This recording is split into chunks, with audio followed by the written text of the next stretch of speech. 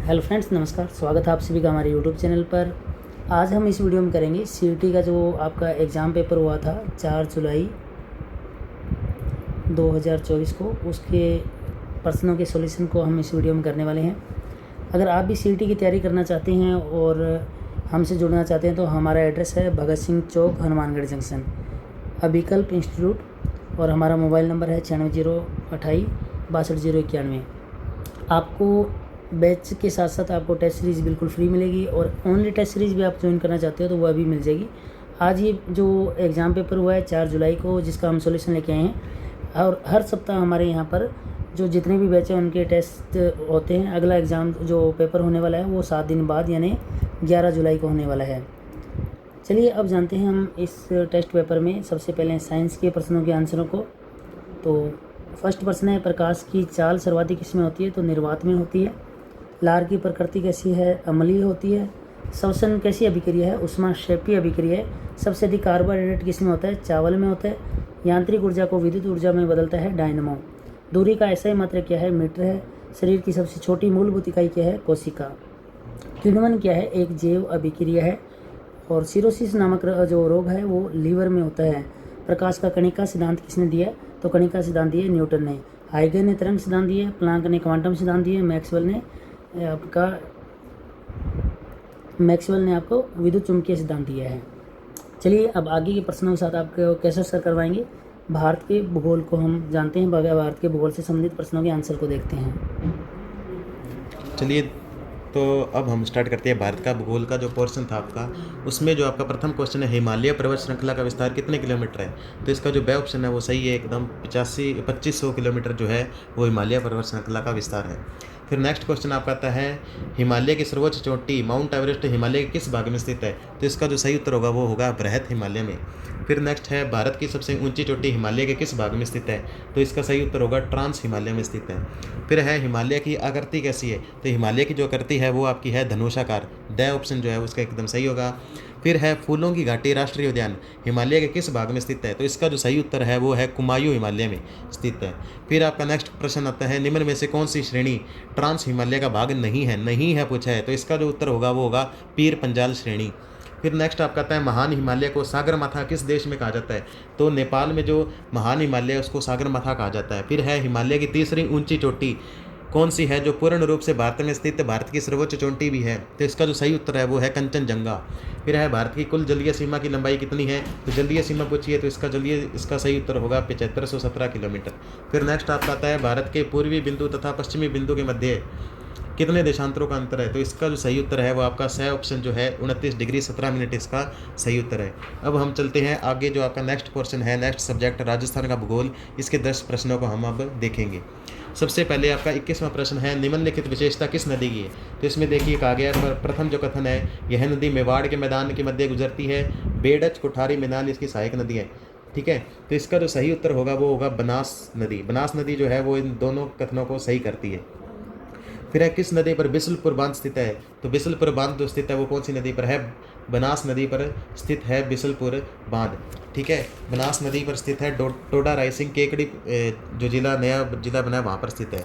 फिर है, लूणी नदी की सहायक नदियों का सही क्रम कौन सा है? तो इसका जो द ऑप्शन जो है, सूकड़ी, ज्वाई, लीलड़ी, मीठड़ी, ये लूणी नदी की सहायक नदी है। फिर है, निम्न में से किस बेसिन में बीहड़ देखने को मिलते हैं? बीहड़ जो होती है वो उत्खात स्थलाकृति की भूमि होती है, जो हमको राजस्थान में चंबल बेसिन यानी चंबल नदी के द्वारा इनका निर्माण किया जाता है, चंबल बेसिन में देखने को मिलते हैं। फिर है, सोम और जाखम किसकी सहायक नदी है? तो इसका जो सही उत्तर है वो माही नदी। माही नदी की सहायक नदी कौन सी है? सोम, जाखम। इन तीनों का जो त्रिवेणी संग्रह है वो डूंगरपुर में स्थित है, बेणेश्वर धाम। फिर है, निम्न में से कौन सी नदी अपना जल अरब सागर में नहीं गिराती? तो लूणी जो वो अरब सागर में गिराती है, साबरमती भी गिराती है, पश्चिमी बनास भी गिराती है। काली सिंध जो है वो चंबल की सहायक नदी है, इसलिए अपने बंगाल की खाड़ी के अपवाद तंत्र का भाग है। ठीक है, बंगाल की खाड़ी के अपवाद तंत्र का भाग कौन सी नदी है? काली सिंध। तो ये अपना जल अरब सागर में नहीं गिराती। फिर है, सुमेलित कीजिए। तो इसमें आपको दे रखा है कि ये नदियाँ दी हुई और इनकी सहायक नदियाँ पूछिए इनसे, तो आपको बताना था। इसके अंदर जो सही उत्तर है 4 3 2 1 ये सही है, क्योंकि लूणी की सहायक नदी जोजड़ी है, माही की चाप नदी, और बनास की है आपकी मानसी नदी, और सोम नदी की सहायक नदी है सोरनी नदी। फिर नेक्स्ट है, बनास डाई खारी का त्रिवेणी संगम कहाँ है? तो इसका जो त्रिवेणी संगम है वो है राजमहल टोंक जिले में स्थित है। कौन से जिले में? टोंक जिले में जो स्थित है राजमहल, वहाँ इन तीनों नदियों का त्रिवेणी संगम है। फिर जाखम बांध कौन सी नदी पर स्थित है? तो ये नाम से स्पष्ट है, जाखम नदी पर स्थित है, जो कि माही नदी की एक सहायक नदी है। फिर है आदिवासियों की गंगा कहलाती है। आदिवासियों की गंगा, कांठल की गंगा और दक्षिणी राजस्थान की गंगा, तो तीनों का जो उत्तर होता है वो क्या होता है? माही नदी। तो आदिवासी गंगा कौन सी नदी कहलाती है? माही नदी। अब हम चलते हैं, आपका जो नेक्स्ट पोर्शन था तर्क शक्ति या रीजनिंग जिसे हम कहते हैं, उसकी और उसके प्रश्नों के उत्तरों को देखेंगे। इसका विस्तार से जो आपका जो सोल्यूशन है वो अलग से करवाया जाएगा, अभी हम इसके केवल उत्तर देखेंगे। तो इसमें जो प्रथम है 26 नवंबर 1987 को क्या वार था? तो इसका जो उत्तर होगा वो होगा मंगलवार। फिर है 27 अक्टूबर 1995 को क्या वार था? इसका सही उत्तर होगा ब ऑप्शन शुक्रवार। फिर है 1 जनवरी को शुक्रवार है तो किसी अधिवर्ष में मार्च की पहली तारीख को कौन सा दिन होगा? तो इसका जो सही उत्तर है वो होगा मंगलवार। फिर नेक्स्ट आता है आपका 34वां प्रश्न, यदि भारतवर्ष में 1980 में गणतंत्र दिवस शनिवार को था तथा एक्स का जन्म 3 मार्च 1980 को हुआ था तथा वाई एक्स से 4 दिन बड़ा है, तब वाई का जन्म था, तो किस दिन था? तो इसको आपको बताना है। इसका सही उत्तर है बृहस्पतिवार। फिर नेक्स्ट है 35वां प्रश्न, यदि 21 जून 2007 को गुरुवार था तो 21 जून 2011 को सप्ताह का कौन सा दिन था? तो इसका जो सही उत्तर होगा वो होगा मंगलवार। फिर है 36वां, एक महीने में सभी शनिवार व रविवार को छुट्टियां होती है, यदि महीना जनवरी का है तो उस महीने में कुल कितनी छुट्टियां होगी? तो इसका जो सही उत्तर होगा वो जो है आपका जानकारी अधूरी है। फिर हम देखते हैं अगले प्रश्न को, 20 जुलाई वर्ष 2009 को सप्ताह का कौन सा दिन था? तो इसका सही उत्तर होगा सोमवार। फिर है 1 जनवरी 2005 को सोमवार है तो 5 फरवरी को कौन सा दिन होगा? तो इसका सही उत्तर होगा आपका सोमवार। फिर नेक्स्ट हम चलते हैं अगले प्रश्न की ओर, शमिता की वर्षगांठ 15 मार्च 2020 को रविवार के दिन थी, तो उसके पति की वर्षगांठ को जो 31 मई 2020 को थी वह कौन सा दिन होगा? तो इसका सही उत्तर होगा आपका रविवार। लास्ट प्रश्न रीजनिंग का हम देखेंगे, आने वाले कल के अगले दिन रविवार था तो बीते कल से पहले वाला दिन कौन सा था? तो इसका जो सही उत्तर होगा वो होगा बुधवार। अब हम चलते हैं आगे के अपने पोर्शन की ओर, जो आपका पोर्शन है इंग्लिश का जो पोर्शन है, इसमें देखिए सबसे पहला जो उत्तर है ही इज़ ऑलवेज कैप्शन। प्रश्न जो था ही इज़ ऑलवेज कैप्शन, इसका जो सही उत्तर होगा वो होगा फॉल्ट फाइंडिंग, सी उत्तर। फिर है geomorphologist ascertain several wonderful facts about our earth, तो इसका जो सही उत्तर होगा वो होगा वेरीफाई। फिर है I abandoned the task due to indolence, तो इसका जो सही उत्तर होगा वो आपका होगा लेजीनेस। फिर है डायरेक्शन आपको दिए सिमिलर साउंडिंग वर्ड्स है, फाइंड मीनिंग बोथ वर्ड्स, तो इसका प्रथम जो क्वेश्चन है प्रिंसिपल एंड प्रिंसिपल के मध्य अंतर पूछा था, तो इसका जो सही उत्तर है ये आपका सही उत्तर होगा। फिर है प्लेन एंड प्लेन, इसका आपसे पूछा था तो इसका जो सही उत्तर है वो बी ऑप्शन है, वो सही है। Plain means that flat service and plain means not elaborate, ठीक है। फिर नेक्स्ट है आपका फिल इन द ब्लैंक्स करनी है। Adolescence is the dash where in a child enters adulthood, तो इसका जो सही उत्तर है वो डी उत्तर पीरियड एकदम सही उत्तर होगा इसका। It is a really tough course, I am just worried that I wouldn't be able to go the dash, तो इसका जो सही उत्तर होगा वो रूट डी ऑप्शन जो है वो सही होगा। फिर है the British who ruled India for 200 year where here to dash India's natural resources, तो इसका जो सही उत्तर होगा आपका वो होगा जो आपका सी ऑप्शन जो है एक्सप्लॉइट, एक्सप्लॉइट इसका सही उत्तर है। फिर है the first law of the thermodynamics states that whereas energy can be dash from one form into another it can not be created और डिस्ट्रॉयड, तो इसका जो सही उत्तर होगा वो आपका होगा एक्सट्रैक्ट। इस प्रकार से आपके इंग्लिश के प्रश्न भी पूरे होते हैं। फिर हम चलते हैं आगे की ओर, हिंदी का जो पोर्शन है आपका, मात्रा के आधार पर स्वरों को कितने भागों में बांटा गया, तो इसका उत्तर होगा 2। फिर नेक्स्ट है कौन सा व्यंजन उत्क्षिप्त वर्ग में आता है, तो इसका उत्तर होगा स ऑप्शन जो है आपका। फिर आपका नेक्स्ट आता है हिंदी में मूल वर्णों की संख्या कितनी है, तो आपको पता है कि मूल वर्ण हिंदी में 44 है। फिर है हिंदी वर्ण वाले में कुल कितने वर्ण है, कुल की बात की जाए तो कुल की संख्या पूछे तब 52 जो है हिंदी में कुल वर्ण है।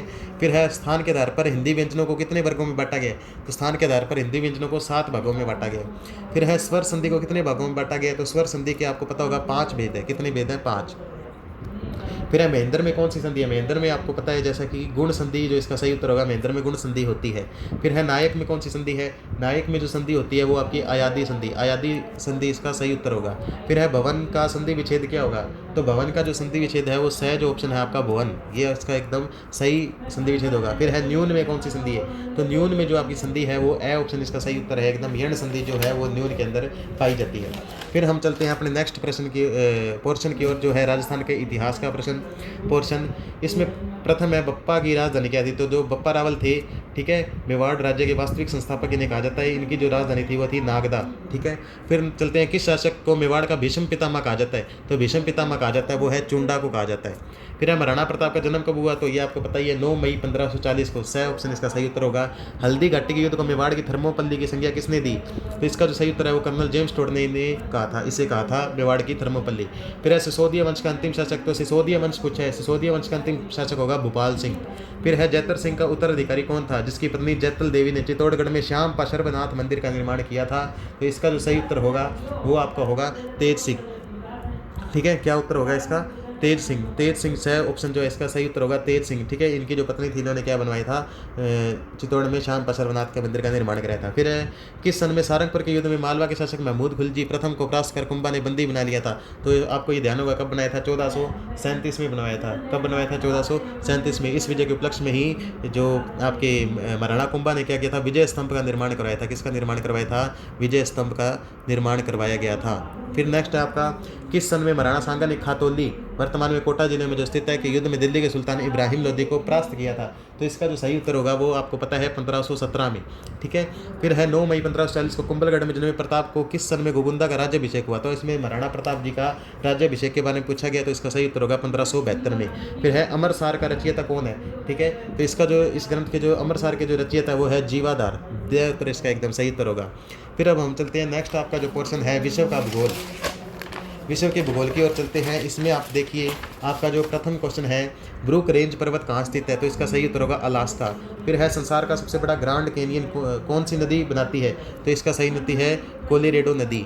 फिर है उत्तरी अमेरिका की सबसे लंबी नदी कौन सी है, तो ये है मिसिसिपी नदी जो है वो उत्तरी अमेरिका की सबसे लंबी नदी है। फिर है ग्रेट लेक्स झीलों में से कौन सी झील पूर्णतः यूएसए देश में स्थित है, तो इसका जो सही उत्तर होगा वो होगा मिशिगन झील। कौन सी झील है, मिशिगन झील। फिर है टुंड्रा प्रदेश के दक्षिणी भाग में शंकुधारी वनों की चौड़ी पट्टी को क्या कहते हैं, तो इसे कहते हैं टैगा वन। फिर है यूएसए में का डेट्रॉइट क्यों प्रसिद्ध है, क्योंकि यहाँ पर ऑटोमोबाइल उद्योग संपूर्ण रूप से विकसित है। फिर है ट्रांस कैनेडियन रेल मार्ग की लंबाई कितनी है, तो ट्रांस कैनेडियन रेल मार्ग की लंबाई जो है वो 7050 किलोमीटर है। फिर है उत्तरी अमेरिका के शीतोष्ण कटिबंधीय घास के मैदान कहलाते हैं, क्या कहलाते हैं, तो इसको आपको उत्तर होगा दैव, ऑप्शन जो है प्रेरीज। फिर है संसार का ग्रांड मत्स्य बैंक कौन से द्वीप पर स्थित है, इसका सही उत्तर होगा न्यू फाउंडलैंड द्वीप।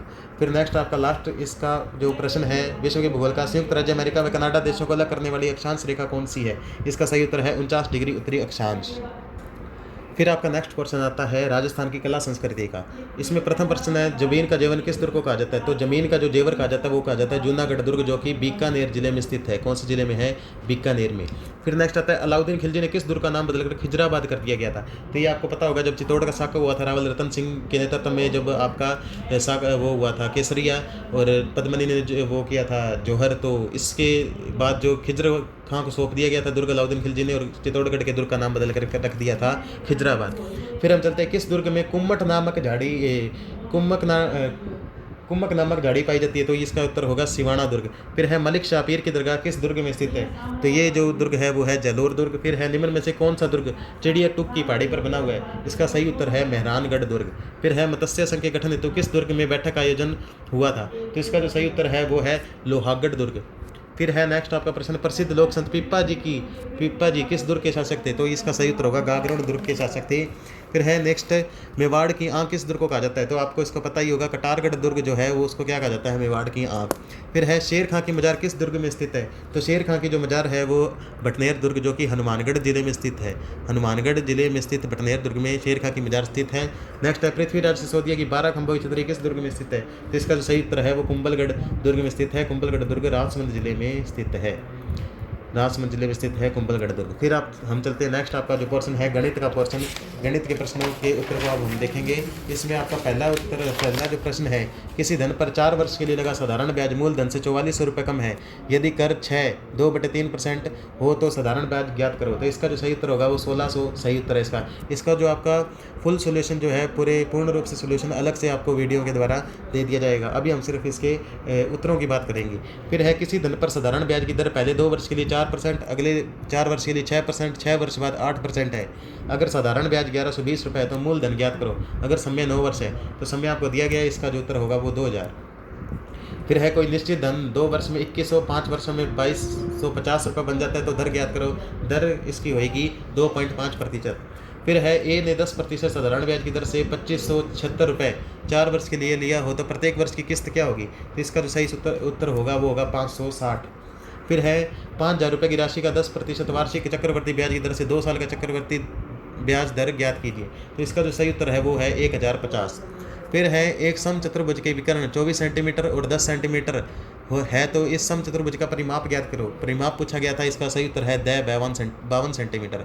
फिर है एक आयताकार मैदान का क्षेत्रफल 600 मीटर स्क्वायर है, यदि इसके विकर्ण की माप 20 मीटर है हो तो मैदान का परिमाप बताओ। तो मैदान का परिमाप हो जाएगा 80 मीटर। फिर है एक शंकु की त्रिज्या में 10% की वृद्धि तथा ऊंचाई में 20% की कमी कर दी जाती है, तो शंकु के आयतन पर क्या प्रभाव पड़ेगा। तो 3.2% की कमी हो जाएगी शंकु के आयतन में। फिर है किसी घन के विकर्ण की लंबाई 6 सेंटीमीटर, घन का आयतन क्या होगा। तो इसमें आपको सीधा सा बताना था, इसमें है 24√3 सेंटीमीटर। फिर है 100 गोले की त्रिज्या का दुगुना कर दिया जाए तो नए आयतन व पुराने आयतन में क्या अनुपात होगा। अनुपात पूछा गया था, तो इसका जो आपका सही उत्तर होगा वो होगा 8:1। ब जो ऑप्शन है वो सही उत्तर होगा। फिर हम चलते हैं आगे का जो हमारा पोर्शन है करंट का। इसके लिए आपको अभिकल्प की वेबसाइट पर जाना होता है। आप करंट का जो जितना भी मैटर है वो आप अभिकल्प की साइट से प्राप्त कर सकते हैं, जो कि साइट है abhikalpinstitute.com। इस साइट पर जाकर आप करंट का मटेरियल जितना भी है वो प्राप्त कर सकते हैं। प्रथम प्रश्न है हनुमानगढ़ में नशा रोकथाम के लिए स्कूलों में रोकथाम हेतु कब नशा मुक्ति जागरूकता गतिविधियाँ आयोजित की जाएगी। तो इसका सही उत्तर है चौथे शनिवार को। फिर है हाल ही में राजस्थान के किस जिले में राज्य का पहला नहरी थाना बनाया गया। तो ये बनाया गया है हनुमानगढ़ जिले में। फिर है 18वीं लोकसभा के अध्यक्ष किसे चुना गया है। तो इसका सही उत्तर है ओम बिड़ला। ठीक है, कोटा से सांसद है, कोटा बूंदी से सांसद है राजस्थान के। कौन? ओम बिड़ला। ठीक है, इन्हें क्या है, पिछली बार भी यही थे लोकसभा के स्पीकर जिन्हें कहा जाता है अध्यक्ष। अब की बार इन्हें फिर से चुनाव इनका हुआ है। फिर है सामाजिक सुरक्षा पेंशन योजना मुख्यमंत्री भजनलाल शर्मा ने प्रति माह 1,000 रुपये की जगह पर कितनी राशि पेंशन डीबीटी के माध्यम से स्थानांतरित कर दिया है। तो इसका सही उत्तर है 1150 रुपये। फिर है राजस्थान के किस जिले में हेल्थ इमरजेंसी ऑपरेशन सेंटर और मेट्रोपॉलिटन सर्विसेज यूनिट की स्थापना की जाएगी। तो इसका जो सही उत्तर है वो जयपुर में की जाएगी। जो ऑप्शन है आपका जयपुर में। फिर है राजस्थान सरकार द्वारा नवनियुक्त राज्य कर्मियों के प्रोत्साहन के लिए राज्य भर में कब मुख्यमंत्री रोजगार उत्सव कार्यक्रम का आयोजन किया जाएगा। तो इसका जो सही उत्तर है वो जो उत्तर है वो सही होगा 29 जून 2024 को। फिर 107वां प्रश्न है आपनी लाडो प्रोजेक्ट की शुरुआत चिकित्सा विभाग द्वारा कब की गई। तो 19 जून 2024, 20 जून 2024, 22 जून 2024 या 21 जून 2024। तो योग दिवस वाले दिन 21 जून 2024 को इसकी शुरुआत की गई। फिर है पीएम एकता माल पहल के तहत राजस्थान किस जिले में यूनिटी मॉल का निर्माण किया जाएगा। तो इसका जो सही उत्तर है वो है जयपुर में किया जाएगा। फिर है मुख्यमंत्री आयुष्मान दुर्घटना बीमा योजना को कब शुरू किया गया। तो इसका जो सही उत्तर है वो है 1 मई 2022 को। फिर है शहरों में बढ़ते प्रदूषण को कम करने के लिए भारत सरकार द्वारा प्रधानमंत्री ई बस सेवा राजस्थान के कितने शहरों में प्रारंभ की जाएगी। तो ये इसका सही उत्तर है 8 शहरों में प्रारंभ की जाएगी। फिर है नशीली दवाओं के दुरुपयोग और अवैध तस्करी के खिलाफ अंतर्राष्ट्रीय दिवस प्रतिवर्ष कब मनाया जाएगा। तो इसका अभी हाल ही में घोषणा की गई है, ये की गई है 26 जून को मनाया जाएगा। फिर है नाटककार हेराल्ड पिंटर की स्मृति में स्थापित PEN पिंटर पुरस्कार 2024 से किसे सम्मानित किया गया। तो इसका सही उत्तर है अरुंधति रॉय को इससे सम्मानित किया गया है। फिर हम चलते हैं नेक्स्ट क्वेश्चन की ओर। 113वां भारत को विश्व आर्थिक मंच संगठन द्वारा जारी वैश्विक ऊर्जा संक्रमण सूचकांक पर कौन सा स्थान दिया गया। तो इसका जो सही उत्तर है वो 63वां। फिर है भारत में अंतर्राष्ट्रीय शुगर संगठन की परिषद की बैठक किस शहर में की गई थी। तो इसका जो सही उत्तर है वो नई दिल्ली में इसकी बैठक की गई थी। फिर है S&P ग्लोबल रेटिंग्स ने वर्तमान वित्तीय वर्ष के भारत की GDP वृद्धि का पूर्वानुमान कितने प्रतिशत तक बरकरार रखा है। तो इसका जो सही उत्तर है वो है 6.8%। नेक्स्ट है किस राज्य सरकार ने राज्य के सभी जिलों में प्रधानमंत्री उत्कृष्टता महाविद्यालय की स्थापना को मंजूरी दी है। तो इसका जो सही उत्तर है वो है आपका मध्य प्रदेश में इसको मंजूरी दी गई है। हाल ही में किसको इंटेलिजेंस ब्यूरो यानी कि IB इंटेलिजेंस ब्यूरो के महासचिव नियुक्त किया गया है। तो IB के जो नए महासचिव नियुक्त किए गए हैं वो किए गए हैं तपन कुमार डेका को। किसको नियुक्त किया गया है? तपन कुमार डेका। फिर है हाल ही में किसको वर्ल्ड क्राफ्ट सिटी विश्व शिल्प शहर का दर्जा दिया गया है। तो इसका जो सही उत्तर है वो है श्रीनगर। ठीक है, श्रीनगर जो जम्मू में है, जम्मू में श्रीनगर को इसका वर्ल्ड क्राफ्ट सिटी का दर्जा दिया गया है। फिर है राज्यसभा में सदन का नेता किसे नियुक्त किया गया है। तो ये किया गया है JP नड्डा यानी जगत प्रकाश नड्डा को राज्यसभा में सदन का नेता नियुक्त किया गया है। फिर है चीन सेक्टर के वैश्विक कार्यक्रम ISO परिषद बैठक की मेजबानी कौन सा देश कर रहा है। तो इसका जो सही उत्तर है वो है भारत देश इसकी मेजबानी कर रहा है। तो इस प्रकार से हमारी जो आंसर की है, जो आपका टेस्ट 4 जुलाई को हुआ था CET का, वो कंप्लीट होती है। उम्मीद है आप लोगों को सभी आंसर की के जो आंसर हैं क्वेश्चनों के आंसर वो आपको समझ में आ गए होंगे। तो हम मिलेंगे अगले वीडियो में, जो अगले सप्ताह हमारा जो टेस्ट होगा उसके अंदर हम मिलेंगे। तब तक के लिए ख्याल रखें अपना। धन्यवाद।